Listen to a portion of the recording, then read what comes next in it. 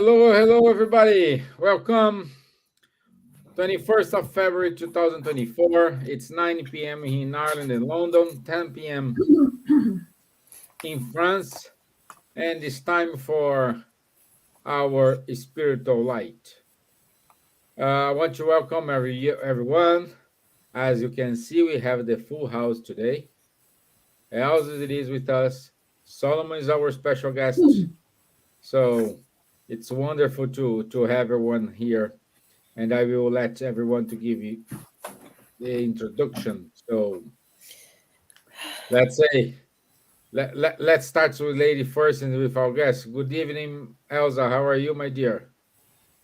Hello, Stevan, Solomon, Silvia, Charles, and our dear friends, our dear audience that will be with us tonight. For me, it's a great pleasure to be here once again, now in London, and speak with you all. Oh my God, so happy. Good.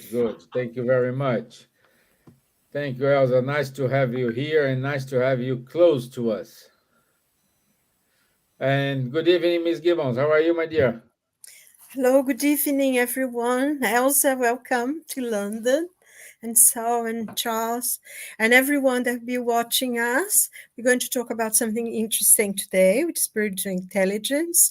And a lot of people talk about it, but the thing not many people understand what it means. Spiritual intelligence, and a lot of people talk about it, but oh my God, sorry. understand what spiritual intelligence. Sorry, can you go? Okay. It looks that we have technical problem. Let's bring over our special guest, Mr. Solomon. He's part of the SSL with Elsa. He lives in the UK, and he has a wonderful work on the Spiritism cause. And I like to welcome you, Solomon. Thank you very much. Yeah, it's nice to be here amongst friends, and I look forward to the discussion. So it's also nice to see Elsa back in the UK. So nice to see everybody. Great. And Miss Gibbons, are you okay or? Yes, I am okay now. Sorry, something started talking, and it was off. Very weird. Yeah. Anyway, just saying it's good to be with all of you and those who join us, and to those who also be watching us at a later date. It will be a very interesting topic. So, join in, give your questions, make comments. It'll be nice. And I hope we're going to have, I know we will have a good meeting. And so that's it. So, bom dia, boa tarde. Todos estão assistindo a gente em outros lugares. Bem-vindos a mais um live. E nós vamos discutir hoje sobre inteligência espiritual, que é um assunto bem interessante de se falar, de se entender. E bem-vindo a todos e que Deus nos abençoe. Amen. Thank you. And last but not least, bonsoir, Charles. Bonsoir, Stevan. Good morning, good afternoon, good evening to everyone. Again, very happy to be here about this really very interesting topic about spiritual intelligence, something who came recently, let's say a decade or two ago, and which is growing. And for us, spiritists, it is very lucky to see all these values being more and more valued. And that's the purpose of spiritism is to make humankind better. And so all this type of initiative we are fully supporting. Great. So let me give a very short introduction what it is spiritual intelligence. Then we go to our video and we will start our discussion today.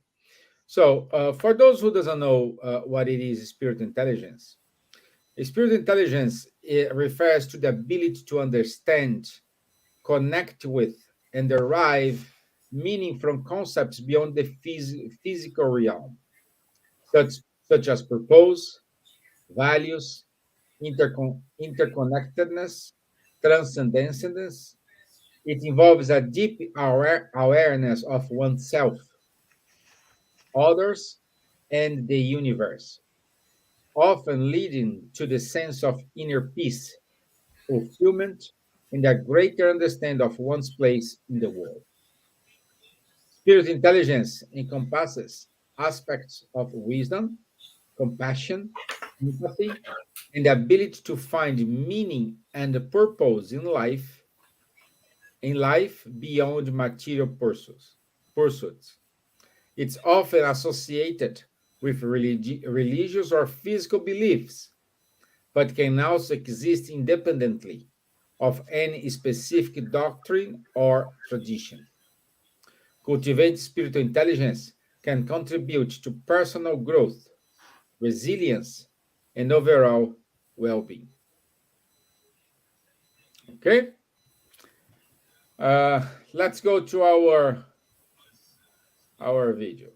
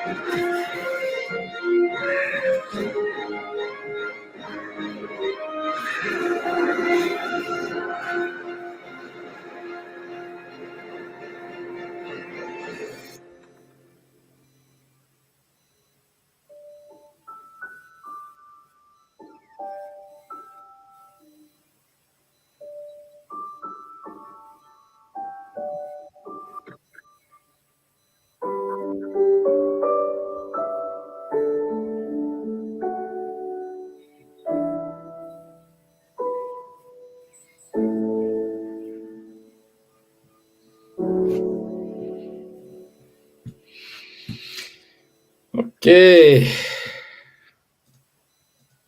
Good.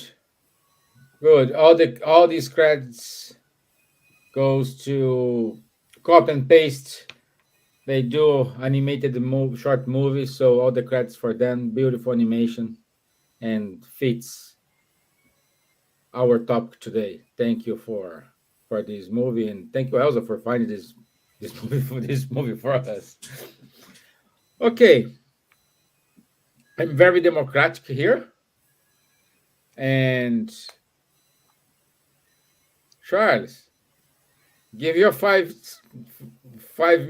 sentences about spiritual intelligence, since you are more familiar with this topic. 5 sentences. Let's try.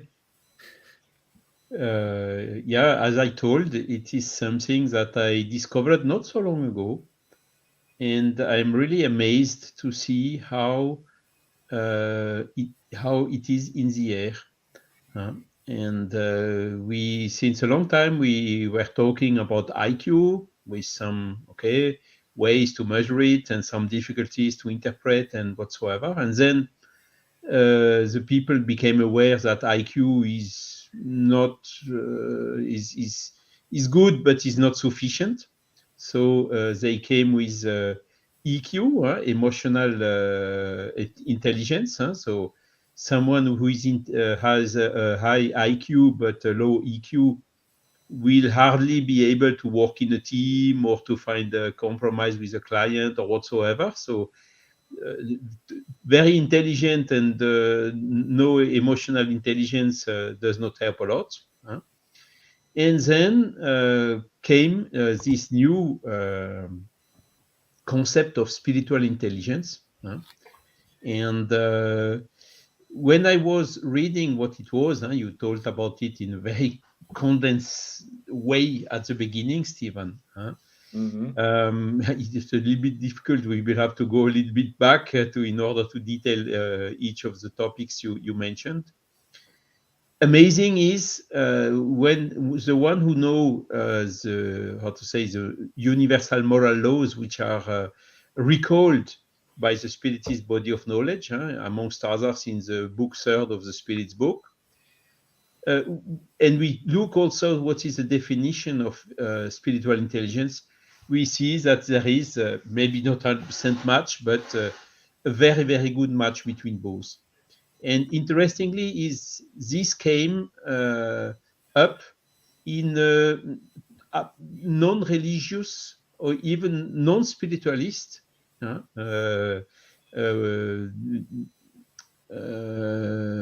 environment. So one may understand, okay, spiritual intelligence is to believe in spirit. No, it's not like this. To believe in spirit and not to become a better person does not help. So spiritual intelligence is really about to put in practice all these values. And interestingly, it is extremely more and more, I would say, evaluated even in the professional ambient, in business, where it has been seen that teams where you have members with high spiritual intelligence, you get much more results. You come much quicker to the objective than a team where there is a different ambient which is prevailing, like, for instance, competition. Everyone willing to be the first and whatsoever. So that was the notion at the beginning, that this would give the best result, but no. Now the data shows that the best result is you get when the team members are have all these values that you told: benevolence, humility, how to say, self-awareness, compassion, fraternity, even we could say, within the team. And that is then enhancing the team momentum so high that the team is reaching outstanding results. And even the people in the trade market are recognizing it. Okay, the results are here, so we let it do. So I really find this amazing.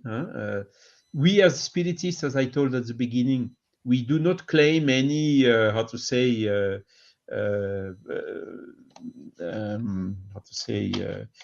we are the first selling these things, whatever. For us, when good things are coming, we support them wherever they come from. And that's because the important is to put in practice. even the spiritist body of knowledge is just a tool to reach goodness, to reach happiness, to incentivize the people for their own evolution. I think it was more than 5 sentences. I'm really sorry for that. I'm pretty sure everyone forgive you. Okay, good, my friends. I want to say good evening to Rádio Espírita do Paraná, our dear friend Beatriz Gilles, Elizabeth Stevenson, Aline Garcia, our friend Robbie Brown, my friend, a long time I don't see you, good. And also Robbie wrote to us, choices we make combined with consistent practice establishes our identity. Choose wisely, for changing habits can take years. Well, what I would say, just a hobby, that everything starts with a long walk starts with the first step. As long as you are doing the first step, that's what's matter. And when we have this conscious, we change our mindset, and I'm pretty sure shortcuts will show up in our pathway, giving us better choices and better opportunities. Talking about it, I want to know from our friend Solomon. Solomon, he's part of the volunteer group, so he sings. He does a lot of things. He's a non-stop man. And in these activities, all this charity work you do, Solomon, have you seen this spirit intelligence flourishing the people in their feelings, how to practice it, how to achieve it, and also how to receive it? Because sometimes we are very shy and we do not accept any kindness, and sometimes we need to be not humble, but we need to accept a compliment, to accept kindness people give to us. How is your perception, my friend? Yeah, it's a good question. I also trained as a therapist originally in 1998 and then renewed it last year. So I already encountered the term spiritual intelligence even back then. So it's not a new term, as Charles said, but it's good that we're showing that we're part of it, because Spiritism is very much doing what's been described in online and elsewhere with spiritual intelligence in books. I think charity is a big part of spiritual intelligence, though it can be obviously in the business setting, as Charles said. There was also a study, which is, I did look it up, which was done with nurses in, I believe it was Iran. And, they really saw it as being very important, having spiritual intelligence. They saw a lot of life satisfaction in the elderly, and they reported the association between spiritual intelligence with purpose in life. So I think that's something to also bear in mind, because some people may feel, I don't have any purpose. I once was volunteering in an old people's home, and this man was very upset because his wife has died. And I was playing cards with him as a volunteer, and he burst into tears and said, I don't know what to do now, because his whole role was caring for his wife, and his wife had died and he was now in the care home. And I pointed out to him that there were plenty of people in the care home, you know, whom he can, you know, cheer up and talk to. But, you know, sometimes we need spiritual intelligence because there's not a lot else. We've lost a role in our life. You know, we may have had a tragedy or something has happened. So for him, that was the perfect time to have spiritual intelligence, you know. So it's useful for everybody to know what spiritual intelligence is and to have that ready, you know, even in a business setting, you know, like these nurses functioned much better when they had spiritual intelligence. That helped them with their purpose in life. In fact, not having a purpose in life as a nurse was a bad thing. The investigators found it made them much more effective as a nurse if they said, I have a purpose, you know, I really believe in what I'm doing, rather than just saying, I don't know why I'm doing nursing, I'm just doing it. You know, they saw a real change in the effectiveness when someone had a sense of purpose in the Iranian studies. So I think we can gain a lot of consolation, you know, like sometimes if a person doesn't have a conventional 9-to-5 job, if they're disabled, or, you know, even if they're a single mother, they may say, oh, I don't have a job. When somebody says, what do you do? Like, I'm nothing, I'm nobody. And yet spiritual intelligence says you always have a purpose, you know, you're always valuable and you can always be valuable to others. So I think it's looking at developing ourselves as a key part of why we're here. So raising our moral abilities, our moral intelligence, through charity, through just being kind in our thoughts, is a very important skill. And even for children, you know, they can learn this too, like we saw in that clip. You know, there's no age at which we don't need it. It's not just for brainy people. It's and it goes beyond emotional intelligence, because it's really, you know, following in the footsteps of Christ in being very charitable and very kind. And that's something that, you know, children can learn a lot from what's around them. So yes, I think it's very inspiring to see what the spiritists are doing in all the groups, and I'm very grateful to be a part of some of that work. And I think it was Louise Hay who said, you know, if you ever get a compliment, don't say no, I'm not, I don't deserve it. That's not true. I'm not beautiful, or I'm not talented, or I'm not this. No.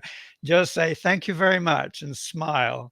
And Or even have to better help. say that's very kind of you for saying so, because learning how to accept a compliment is also giving back a gift, and not invalidating the person who gives you the compliment. So I think that's another lesson on the pathway to spiritual intelligence, which is a lifelong pathway. I think we're always on that path of trying to perfect ourselves spiritually. Wonderful. Wonderful. Thank you. Thank you, so. And you, Miss Gibbons, what's being intelligent spiritually in your word?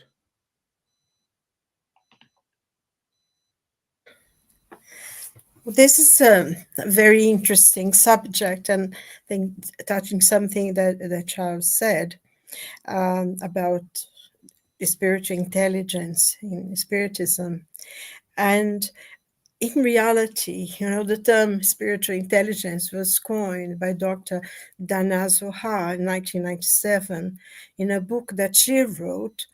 The name of the book was Spiritual Intelligence, Rewiring the Corporate Brain. And quite a lot of the things we read on artificial intelligence, spiritual intelligence is to do with business, with how to reframe and how to connect with other people within the organization and everything. And this is very interesting. And that's why it became so popular, because, you know, I think big companies, big corporations took a lot of this thing on board because they wanted to make their companies as productive and as possible. And that's why it filtered to so quickly to people, you know. But I find it very, very interesting that basically most of the things we talk about spiritual intelligence we find in the Spirit's book, you know, because one of the questions, I think question 23, that he says, what is the Spirit? And the Spirit's answered, the intelligence principle of the universe. So this intelligence is inherent in us as a spirit, because, you know, we are the intelligent principle of the universe, which comes from the main source of intelligence in the universe, which is a question number 1 of the Spirit's book, that, you know, God is the supreme intelligence of the universe. So, and when you see, I think Dr. Doha, she had some principles. I think she wrote about 12 principles. And I think Charles mentioned something about it's not religious, but, you know, has a lot to do. And it's interesting because everything that we see in this sort of principles of intelligence, it's self-awareness, knowing of yourself so you can know others, empathy, compassion, having, one of the things that she says is being vision and value led. So you act in principles and deep beliefs, and you live according to what you believe in. It's one of the principles of a spiritual intelligence, and feeling in and having some feeling independent and having humility. And I mean, when you see these things, is exactly, you know, these are taught by Jesus. I know it's nothing to do with religion, but that was the principles that Jesus taught. And if you read, you know, the Sermon on the Mount, this is exactly what is there. Love your neighbors yourself, you know, and this, I find that very, very interesting, because if you're a non-believer, if you don't believe in God, or your main aim of intelligence, and actually there was another person as well, the professor who wrote about this, and he actually, I'll tell you the name. His name was Stephen Covey, and he says spiritual intelligence is the central and most fundamental of all the intelligences, because it becomes the source of guidance for oneself and for others. So not only you can learn to change your life yourself, but you can be a guide to other people, which is really interesting. And, you know, the originator of this multiple intelligence, which was Howard Gardner. And he says existential intelligence rather than spiritual intelligence, because it is a change of life.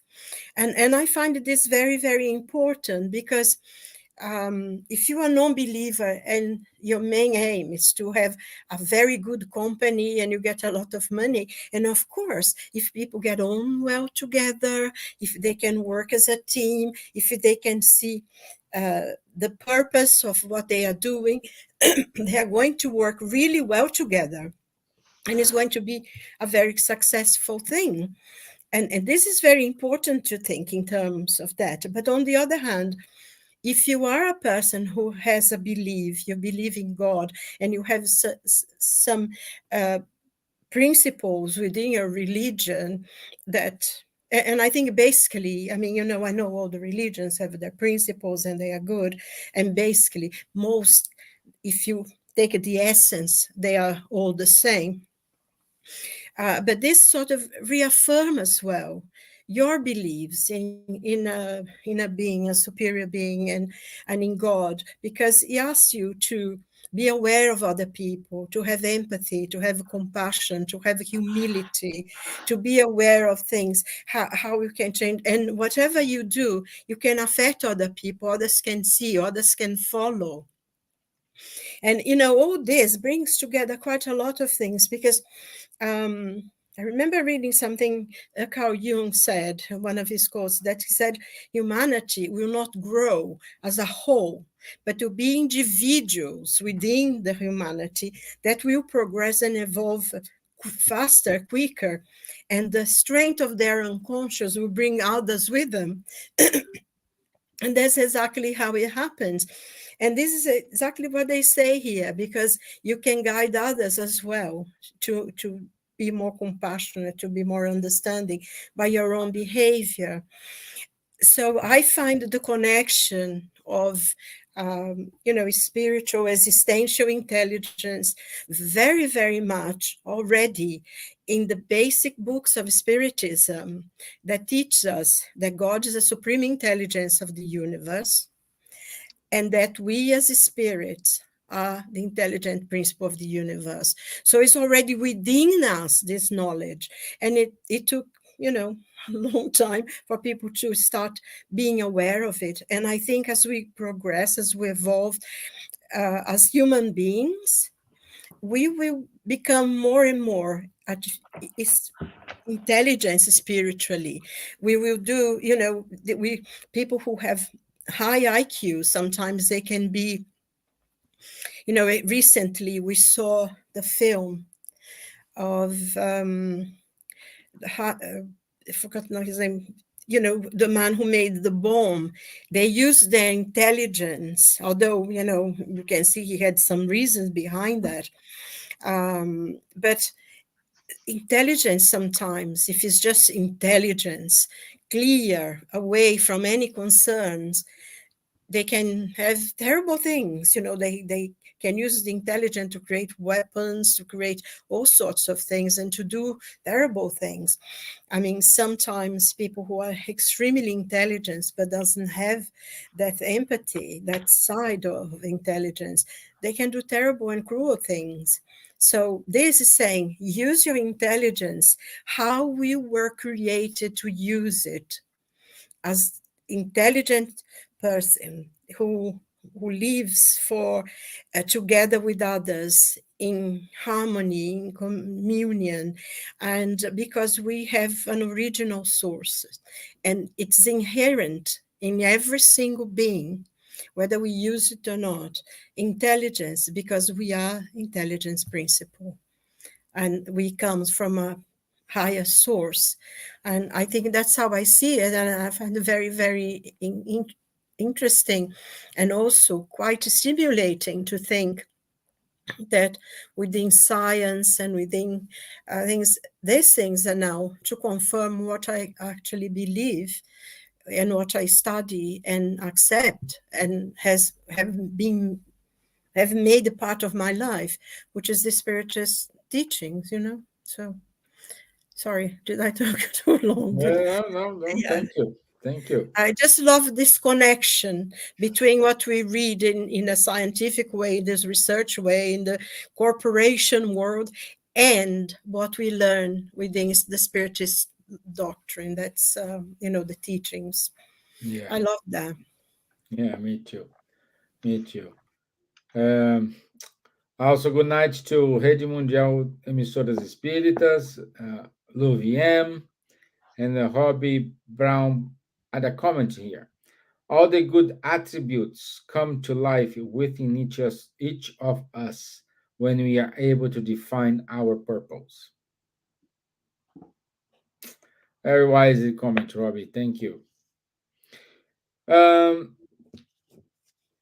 I like the definition from one psychologist and professor, American psychologist. His name is Robert Emmons, and he defines spirit intelligence as the adaptive use of spiritual information to facilitate everyday problem solving and goal attainment.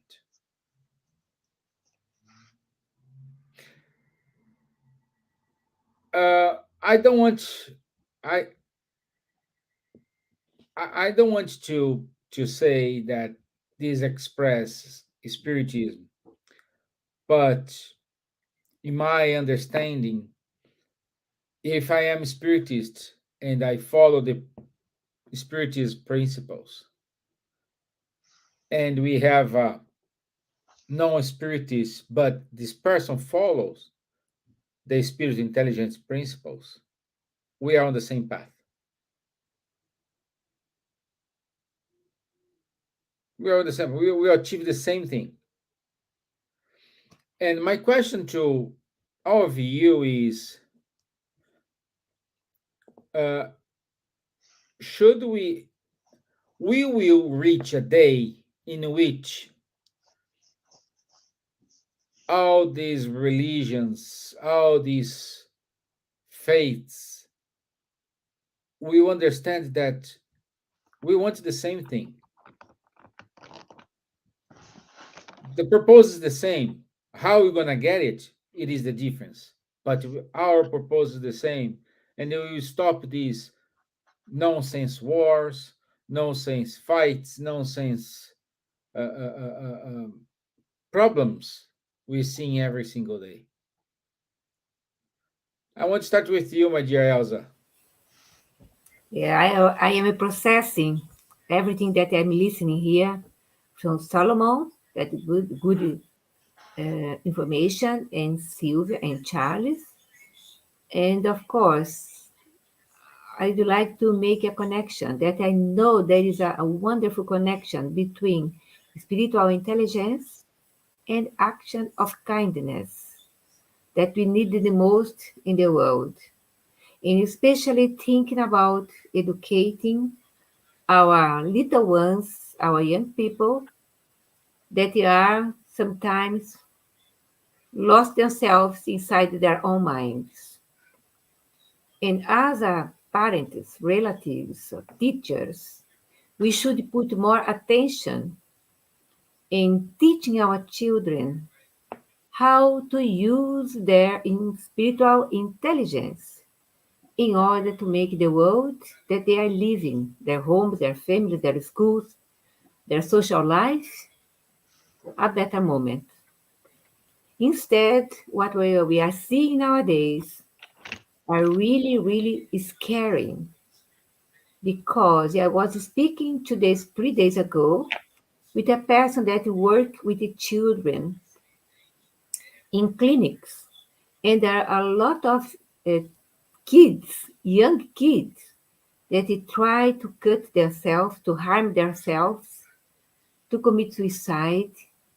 They are under strong medication because there is no way that someone sit with these kids and help them to love themselves, to think about themselves as a wonderful flower that are flourishing in the nature.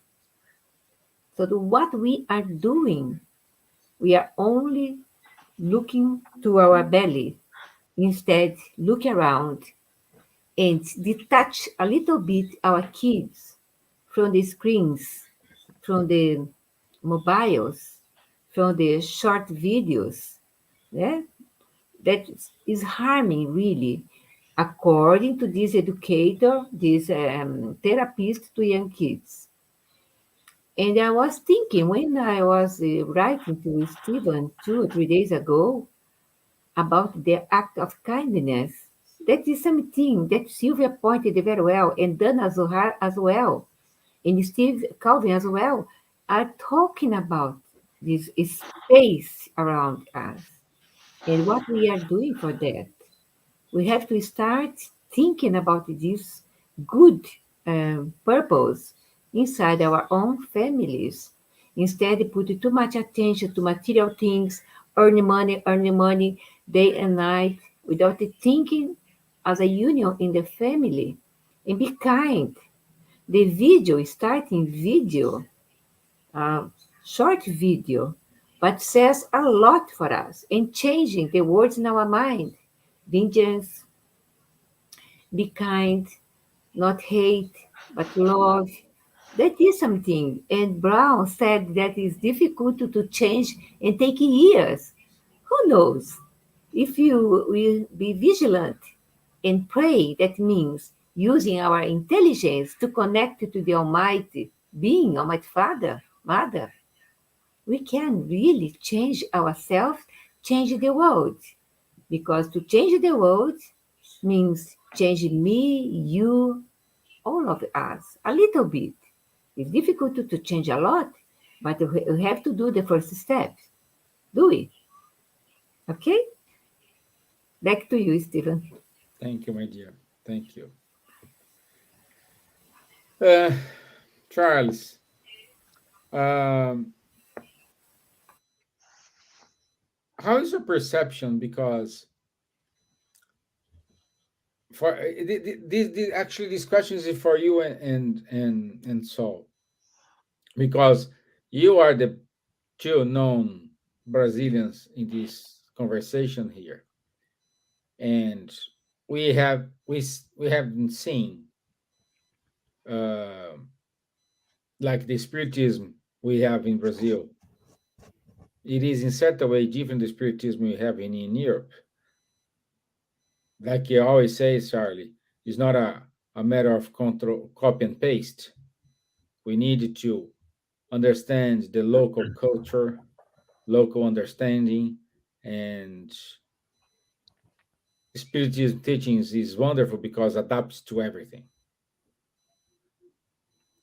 Uh, but in let's say in South America, there are more love, more connection between among the people, not the spiritism, but among the people. Here in Europe is more like respect my 2 meters, respect my boundaries. Don't hug me yet. No, I just know you. In Brazil, I don't know you. I go, I kiss, I hug. It's very warm, a very warm welcome. Do you see this spiritual intelligence kind of make this hard relationship make this more a easygoing relationship than before, since the companies are starting to looking for this, start to looking for more the human side? Hmm. What do you think, Yeah, Charles? What do you think, Solomon? you know, I thank you for the question. The first thing you taught about in Brazil, the Spiritism got what we call religiosified. It went well. It had a lot of success with the characteristic of a religion. Does not mean that all the Brazilian Spiritists are like that. There are also some trend like Confederação Espírita Pan-Americana, for instance, which are more secular and not so religious. The thing is, religion is positively perceived in Brazil, in Latin America as a general, maybe also in some like countries in Europe like Portugal. But here in France, at least, and let's see what Salomon will talk about UK, religion has a negative perception. And what's amazing is when the people start presenting spiritual intelligence, one of the first questions who comes is, but spiritual intelligence is linked to religion, isn't it? And I love when the people say it has absolutely nothing to see with religion. You have religious people with very low SQ, and you have materialist and atheist people with very high SQ. So there is no direct link between both. And I really love that, because somehow it's also the way that Kardec presented and qualified Spiritism, not as a religion, but as, how to say, putting in practice values which we call the moral laws in the book Third of the Spiritist book, and which are very in line with all these values that are also arising from the spiritual intelligence. Now you told, will this help for the people in Europe to be more open? Maybe, but there is one difference that I noted when I lived in Brazil. In Brazil, particularly in some areas like Rio de Janeiro, for instance, the people, they come and pull and hug you and whatsoever. Here in France, particularly in Eastern France, close to German, a little bit culture, it's exactly what you told. Keep distance. Now, okay, you know the people know you, and then comes the time you have a problem, you have an issue, and you need help. Then sometimes the value is inverting. The people who hug you, where are they? Gone. Not here, So the hug is sometimes a little bit superficial, whilst the people who are maybe a little bit more distant, these maybe are here present when you really need them. So it's I would say it's not a criteria of measurement. You have people hugging you like this with a low SQ, and you have people keeping distance with a high SQ. So what's really important is to measure the putting in practice the level of charity. I mean, charity is maybe not the perfect word in English, but put in practice all these values which are characterizing the SQ. And that is the most important. And that's why Kardec wrote, without charity, or maybe without SQ, there is no salvation. Not without spiritism, or not without hugs. It's without all these values, With actions. Yes, actions. Yes, charity is love in action. Yeah. And you, Solon?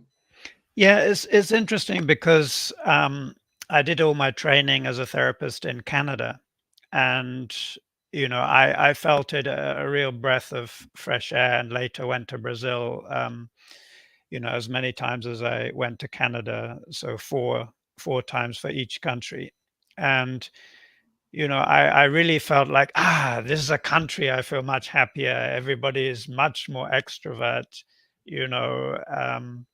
The Canadians are kind of halfway between the English and the US and the US Americans, I think. They're extrovert, but not as extrovert as the Americans. But the Brazilians are very, demonstrative and typically extrovert. But I agree with Charles as well. Sometimes it can just be a uniform. Of that's what we do. We give you a hug and a kiss, say hi, but then you don't know which one is my friend, because everybody's friendly. And sometimes you'll discover later, like Charles said, you might have to kind of think a bit, like, are there any other signs I must look for? Because everybody hugs everybody, But when my trainer was in England, I told him, I said, I prefer the Canadians because they're much happier and friendlier. But we were on the tube, on the metro, as others would call it. And there was this lady who was starting to talk to my trainer because I think he said hello or something. And, she started really engaging with him. And later he said, I think you're the same as us, but you just need an excuse, to talk. And I think that's actually the truth of the British, especially on the metro, because there are crazy people, in New York, in London. And so you don't open the door to everybody because you don't know who this person is going to be. Are they a psychopath? Are they crazy? Are they just going to be aggressive with you if you, open up to them and start trying to make a conversation? So there is not the same, broad openness as Brazil or even in Canada, but we're waiting for an excuse to be kind. So as soon as we know there's a need, I mean, I've seen many times where if somebody is in need on the street, people will come to that person. And I myself once, I had given blood, And I literally thought I will not make it home, because stupidly I went back with 2 bags of shopping. I go shopping, give blood, and then go home. It'll be fine. And I was like, but I felt really weak. I refused the sugar afterwards, whether you can have a sugary drink or something like this. I thought, no, I'm fine. I'm a strong guy. I'll be all right. It's only short distance. And literally I was by the roadside. I thought, I'm really gonna fall down. I have to, take a few breaths. And this lady, really within 30 seconds, this black lady came up to me, and was a young lady as well. She wasn't old, and she said, "Are you all right? Can I help you?" And I did need help, but I was still a bit too proud, and said, "No, I'll be all right," and just waited a bit and managed to get home. But it does show you that, we have an innate desire to help one another, and it's kind of like in the species, if you like. But we're often, certainly as British, we're quite proud, and we don't want to invade another person's 2 meters, like Stevan was saying, and we don't necessarily want anybody in our 2-meter radius. So, but if it's someone like Elsa or Stevan or any of you guys, then no problem. But I think I think that there is another thing to talk about, which is this need to suffer alone, like, children cutting themselves. I did this as well when I was a boy. I had a lot of difficulties and self-harmed and tried to kill myself. And, I think, we need to teach children the principles of Spiritism, as early as possible. And Spiritists do in the home, gospel in the home and everything, because it's important as part of, being responsible people, even as children, to ask for help. I'm a trained therapist now, and I can help people. There are plenty of therapists, Silvia, many people around the world, who'll be happy to help someone in need. So we need to help with our kindness, like Elsa was saying. There's a lot of love and kindness, and we need to put the resources where they're needed. And it's just a shame, especially with the pandemic, the aftermath of the pandemic is suicide and self-harm is at an epidemic level. But it shouldn't be. It's an opportunity for spiritual growth, but it can be a hard path to that, from all that isolation. It's almost like a delayed reaction where people are suffering a lot emotionally.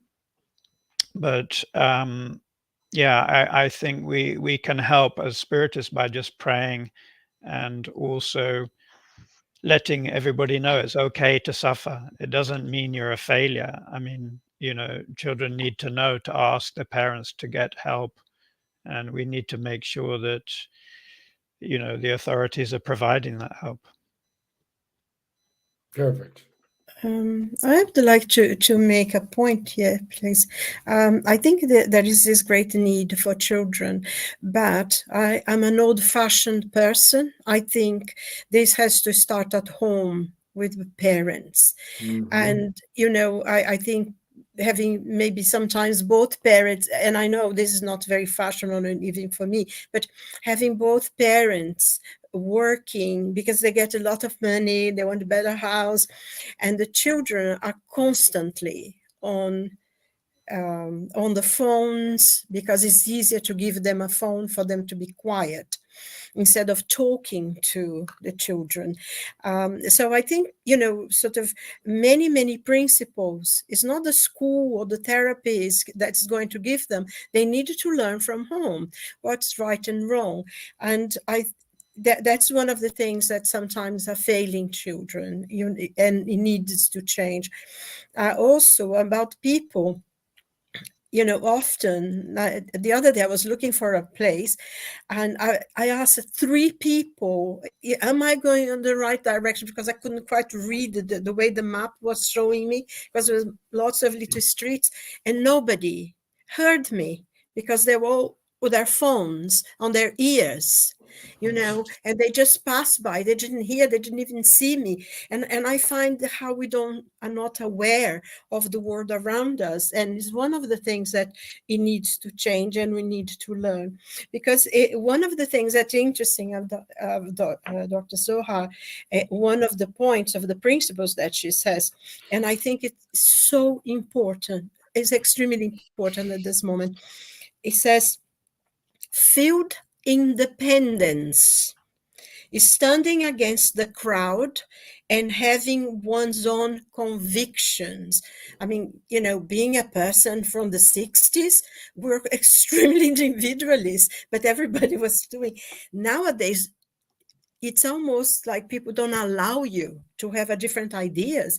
And when we see all these demonstrations going around the streets of all over the world, you can see that having a different way of thinking, opposite from the crowd, it can be very dangerous. You know, the violence is there.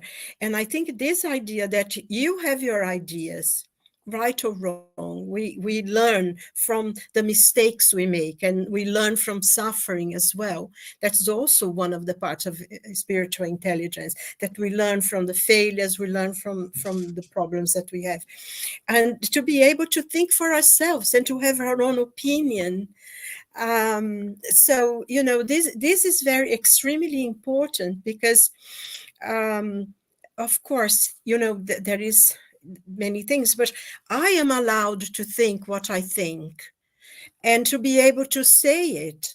You know, I think there was a saying from Voltaire that he said, I may not agree with you, but I will die for your right to say it.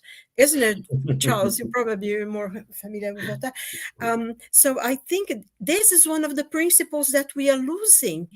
In many ways, you know, we talk a lot about spiritual intelligence, but we are alienated from the world and from ourselves. And I think that's one of the things that we really need to change, this connection, to leave your phone, you know, sometimes just go around, because what Solomon was saying, and being a stranger in this country and living in England for a long time, you know, people used to say, oh, English people are so cold, they are so cold. No, they are not. They are the warmest, the most wonderful, loving people in the planet. They are not over demonstrative, but I have never had a single moment that, you know, you stop and someone comes, can I help you? Or something, and they talk. You know, it's like you say, they don't talk, but if you look and you smile, they smile back, and if you start talking, they will talk to you a lot, actually. So I think this is so, you know, how you think Brazilian people are incredibly friendly and they kiss. I am a Brazilian person, and I'm not very much for hugging and kissing. If I don't know the people, I'd rather not kiss them, or, you know, I'm sorry to say that. It's not that I'm unfriendly, but I'd rather kiss and hug someone I know. And, you know, oh, hello, how are you? And whatever. But, you know, and I'm Brazilian, so I'm not too demonstrative, and I don't really like all this hugging and kissing. Like, you know, I think Charles mentioned as well, and sometimes it's meaningless, because when you need someone, they are not there. You know, I remember someone saying he went to Brazil and everybody says, oh, come to my house, come to my home, you know, and he actually did, because he was an European. And when he got there, he wasn't well treated because people are not expecting his visit, but because everybody said, and here you only say, come to my house when you really mean it. Isn't it, Charles? Isn't it? So it's all part of this process that we need to learn, to go back. It's not something new. It's actually to go back, to connect to each other, to connect with our own families, to be able to talk to our own families. We used to sit at the table to eat. And no television, at least in my home, you know, nothing, no phones or anything. And we talk to each other, and this connection that we need to do as well. And you know, being as one with everybody else and respecting others and everything. So Great. that's it. Wonderful. And Vanessa is joining us. Nice to Thank see you, you. Vanessa. Thank Oh, look you. at the little Good girl. to Hi. see you Gosh, she's guys. just- Hold on. I'm just going to put this off so Virginia can also hear you guys. 1 second, please. I apologize. Let's go. Oh.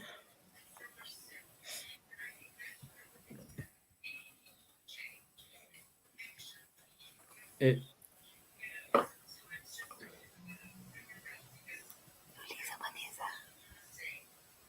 The mic was off, Virginia. So what do you want to tell them? Congratulations. For the 3 years of the spiritual light? Matters much to us, right? Yeah. Especially to you, the future generation. You need this, right? The foundation. Is it going to be easier for you in the future? Yeah? Knowing that people talk about spiritism in English, does it make like home to you when you talk about it? Like it feels like it's not foreign to you, right? What if I spoke in Portuguese? Spiritism and meetings were only in Portuguese. How would you feel when you have to talk about it in English? What do you think? It would, well, that would be difficult. Yeah. Some people told me it would feel like it's my mom's thing. It's a Brazilian thing. Don't you think so?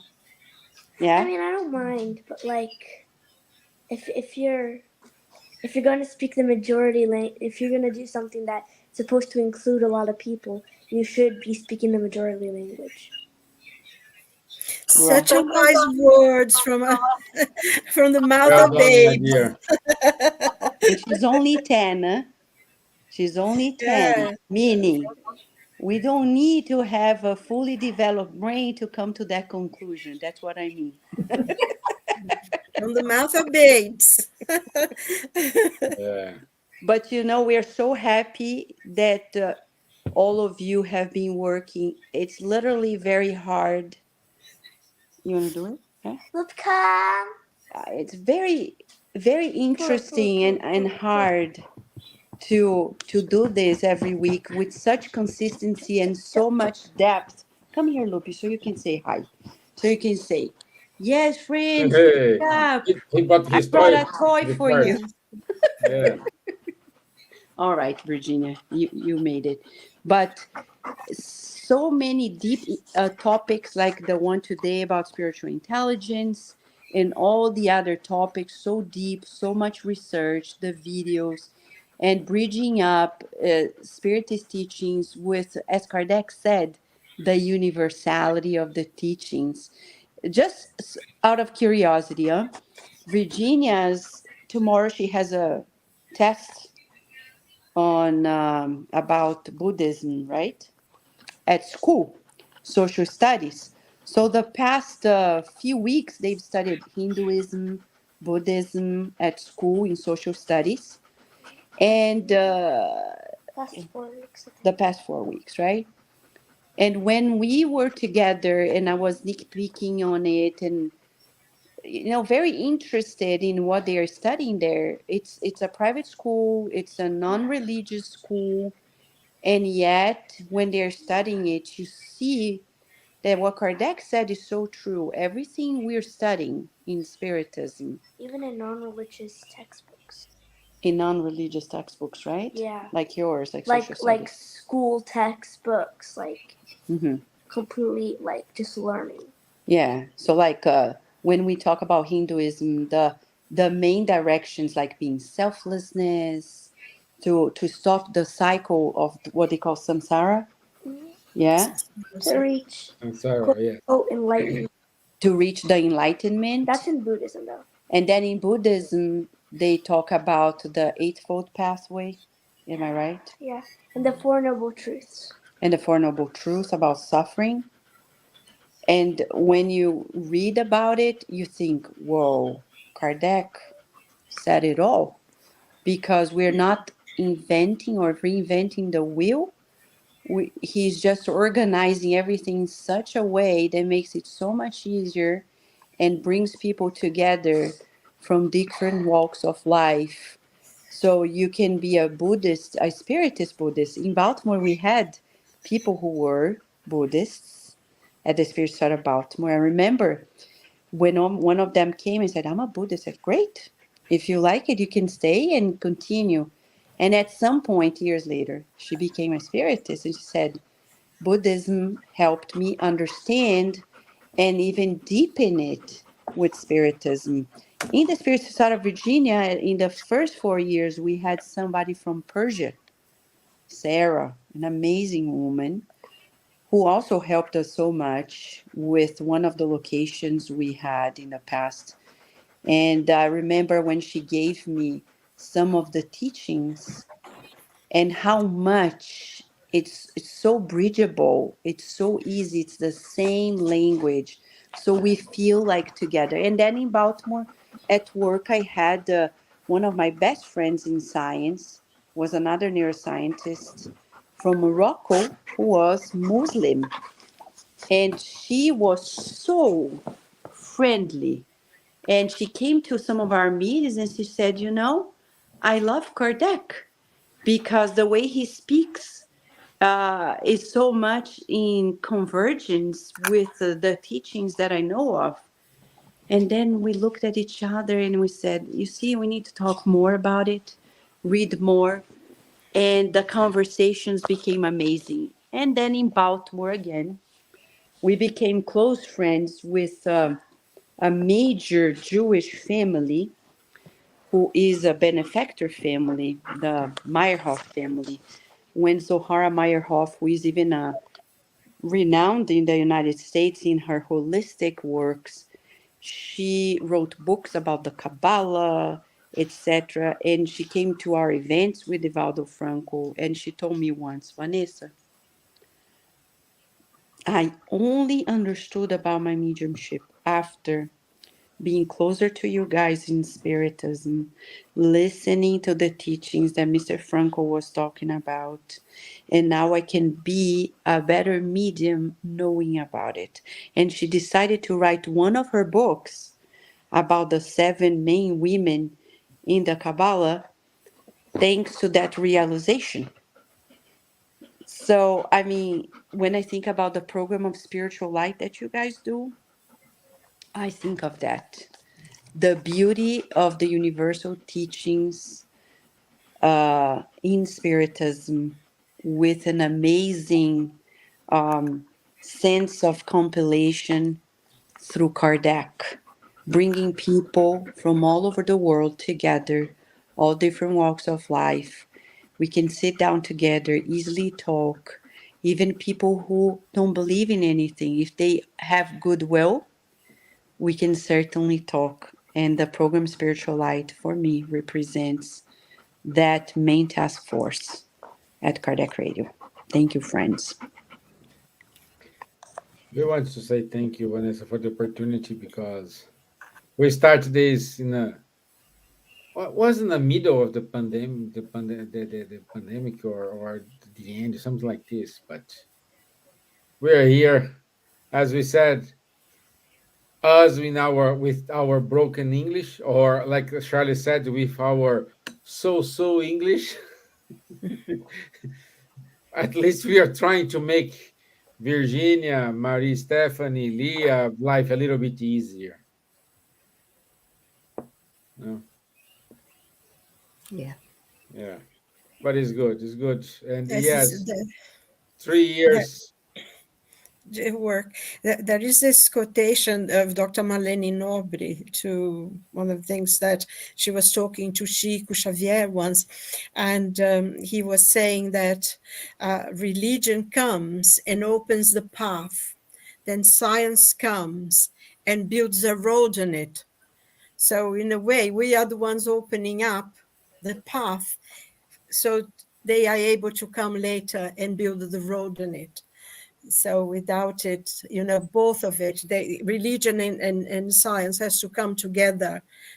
And this understanding must exist. Either one, it wouldn't be, would be lame, as Einstein said, but it's very important. Because sometimes I think we don't reach out, it's not that good, but we don't know the effects. It's like throwing a stone in a lake, isn't it? You see the waves. Good. so. Good. Thank you, Kardec So, Radio, for the thank you. opportunity. Thank you. Yes. Thank you, Kardec Radio, 3 years with us. Yeah. Thank you, Kardec Radio. Thank you to trust on us. I'm so sorry for this. you gave us the opportunity, so now you need to deal with it. You're gonna blame on me. Yeah, I'm of gonna course. get the award then, huh?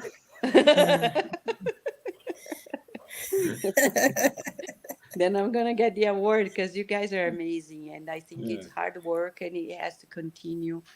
I would certainly say we need more and always more, because this is, I think, the very beginning of much more in the very near future. I think the more we advance on earth, the more we need this type of conversation, reflection, and especially, I think one of the other aspects of the Spiritual Light program is the beauty of this teamwork effort.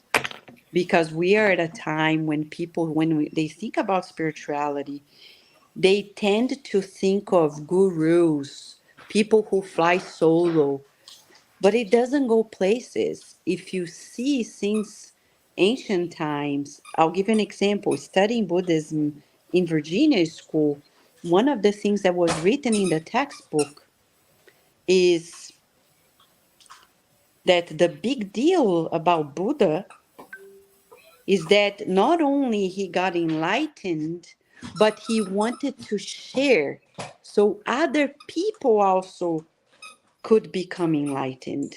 And the textbook said that was the one of the main parts of it. It showed his coherence.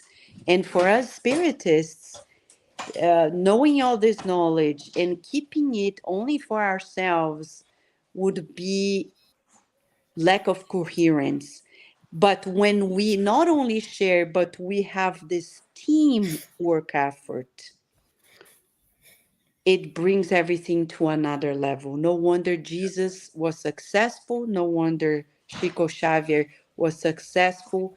And this program became a great success because also of this, not only the style, the dynamics, but the teamwork effort. Yeah. So tough. Thank you, my dear. Thank you. And I think our time is up. Charles needs to go to bed. It's 11 o'clock for him. Yes. Forget. Yeah. The clock changed today, isn't it? No, I don't think so. end It's of March. Not in England. Okay. Yeah. Yeah. End of Last March. Sunday, March. Yes. Another month to go. Okay, let me give the announcements here. Oh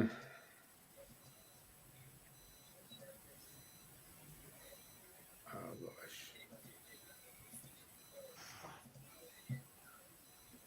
I'm going to share my screen. Window here. Okay, so next Wednesday we'll be here, and the topic is freedom and respect. So 9 p.m. London time. We'll be here 4 p.m. in the United States for our American friends. So we'll be here. Also, on the 2nd of March, we will have Florence Anton giving his mediumistic painting in the Spiritist Society of Bournemouth in south of England. Also, this is just a heads up, save the date.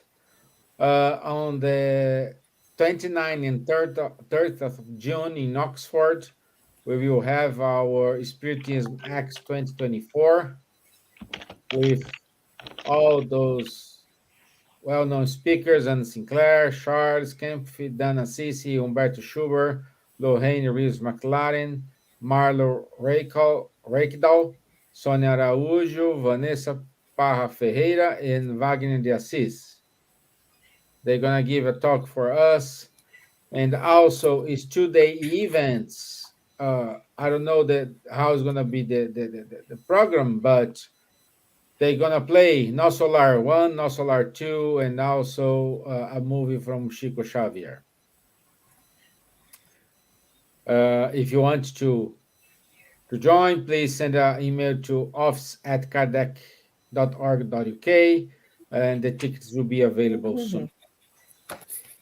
And also on the 3rd of March, our dear Vanessa, we're gonna keep going with the series of the Camille Flammarion. Charles already gave us 4 parts of his talk about Camille Flammarion. And now is Vanessa giving her contribution on the 3rd of March, 7 p.m. London time. Also, we have the new edition of the Spiritist magazine, and listen Kardec Radio. Start tomorrow. And that's it from us, my friend.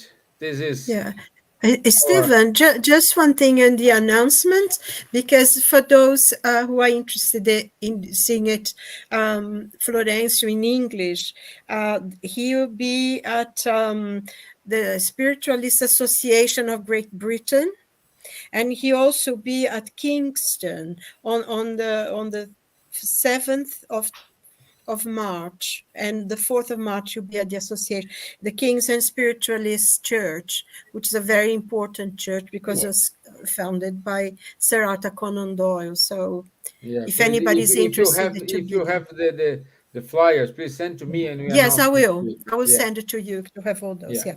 And Charles, just to not finish here without answer the question, there is a question directly for you. Charles Kempf, are the books on your shelf all about spiritualism? No, most of them, yes, but not all. There are also some books about science, about physics, about economy, about some other subjects. But most of them are spiritualism, spiritism, parapsychology. Good. Most of them, yeah. Okay. So thank you, everyone. Enjoy of your rest of your day. Solomon, thank you for your special participation here. Vanessa, thank you very much. Honored. Our dear Elsa, thank you. Thank you, everyone who joined us today and sharing. And thank you, Virginia, for being part of this future brave workers. Yes. Okay. Good. Thank you. Thank you all. Thank you. Bye-bye. Bye-bye. Bye. Good night. God bless. Bye. All the best.